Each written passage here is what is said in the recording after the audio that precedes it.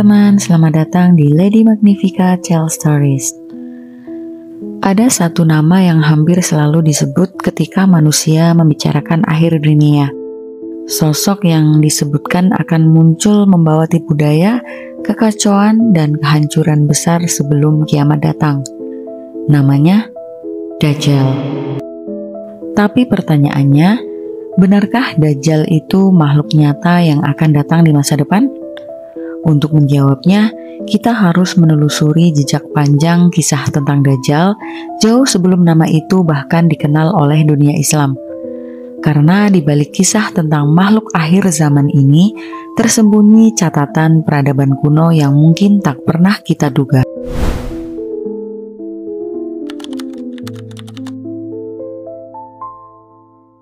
Kisah tentang sosok jahat yang akan datang di akhir zaman sebenarnya tidak dimulai dari ajaran Islam.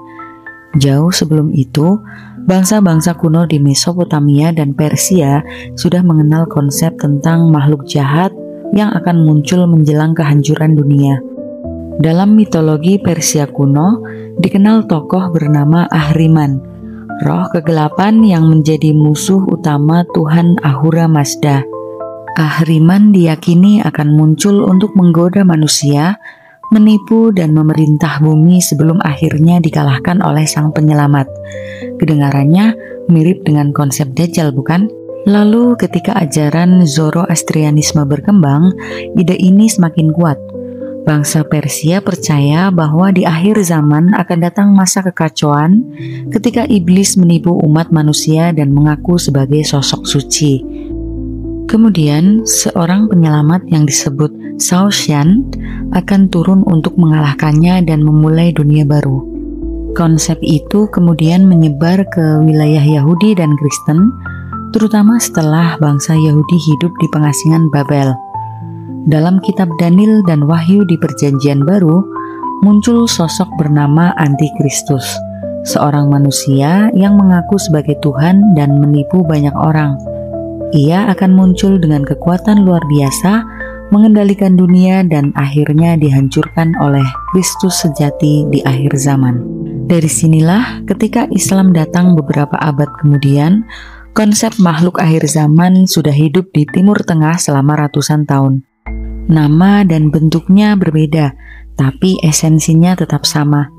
Seseorang yang datang membawa kebohongan, menipu manusia dan menguasai dunia. Maka ketika Muhammad menyebut tentang Al-Masih Ad-Dajjal, umat yang sudah akrab dengan kisah-kisah Antikristus langsung memahami arah ceritanya. Hanya saja, Islam memberi identitas baru pada sosok ini, bukan lagi sekedar tokoh simbolik, tapi makhluk nyata yang akan muncul sebelum kiamat.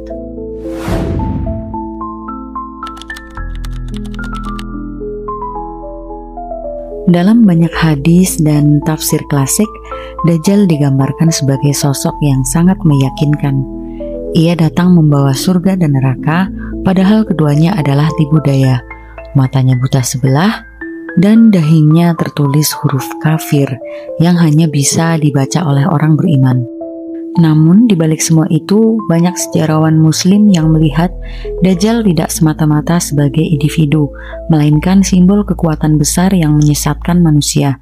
Sebagian berpendapat, Dajjal adalah representasi dari kekuasaan dunia yang menolak Tuhan, semacam peradaban yang menuhankan ilmu, uang, dan kekuasaan. Selama berabad-abad, setiap kali muncul kekuatan besar yang menindas manusia, nama Dajjal sering disebut. Ketika Kekaisaran Romawi menyerang, orang menyebutnya Dajjal.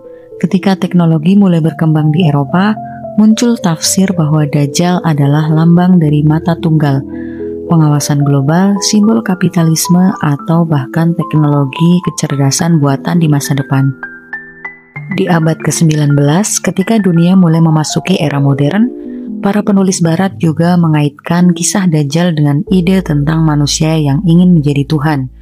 Tokoh-tokoh fiksi seperti Frankenstein atau Dr. Faustus dianggap sebagai refleksi dari ketakutan lama itu, bahwa manusia menciptakan sesuatu yang tidak bisa dia kendalikan sendiri. Dalam catatan sejarah Islam, juga ada kisah menarik tentang Ibnu Sayyad. seorang remaja di masa Nabi yang dianggap mencurigakan karena memiliki kemampuan supranatural dan suka berbicara hal gaib. Beberapa sahabat curiga apakah dia Dajjal yang dimaksud, tapi kemudian kisahnya menghilang, meninggalkan pertanyaan besar, apakah Dajjal itu sosok manusia atau hanyalah lambang dari sifat-sifat tertentu. Dari sinilah muncul dua aliran tafsir besar. Yang pertama, tafsir literal, yang percaya Dajjal akan benar-benar muncul sebagai makhluk hidup di akhir zaman.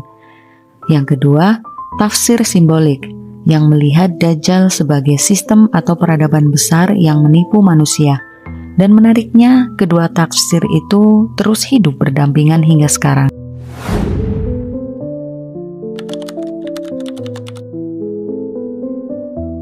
Memasuki abad ke-21, konsep Dajjal tidak hilang, justru semakin kuat. Bedanya, sekarang ia hadir dalam bentuk baru, teori konspirasi global. Banyak orang yang percaya bahwa Dajjal tidak lagi hanya sosok gaib, tapi simbol dari kekuatan besar yang mengendalikan dunia dari balik layar. Entah itu Illuminati, Freemason, elit global, atau sistem ekonomi yang menjerat manusia lewat uang dan media. Simbol mata satu yang dulu hanya dikenal dalam hadis, kini muncul di mana-mana, di uang dolar, di logo organisasi, bahkan di budaya pop. Dan setiap kali masyarakat melihat ketimpangan, kehancuran, perang, ketakutan, dan bencana alam, nama Dajjal kembali disebut. Tapi kalau kita telusuri lebih dalam, konsep seperti ini sebenarnya menggambarkan ketakutan manusia terhadap kehilangan kendali. Ketika teknologi berkembang terlalu cepat, ketika kekuasaan terkonsentrasi pada segelintir orang, manusia butuh satu simbol untuk menggambarkan rasa takut itu. Maka Dajjal pun hidup kembali, kali ini dalam wujud sistem, bukan sosok tunggal. Beberapa ilmuwan sosial menyebut, kepercayaan pada sosok Dajjal adalah bentuk proyeksi psikologis manusia terhadap masa depan, sebuah cara untuk memahami dunia yang semakin rumit dengan memberi wajah pada kejahatan yang tak terlihat. Kadang yang paling berbahaya bukan Dajjal yang kita tunggu, tapi manusia yang mulai lupa membedakan kebenaran dan kebohongan. Menurut kamu, apakah Dajjal itu memang akan datang di masa depan, atau kita sendiri yang sedang menciptakannya sekarang? Aku Lady Magnifica, sampai jumpa lagi di video-video selanjutnya.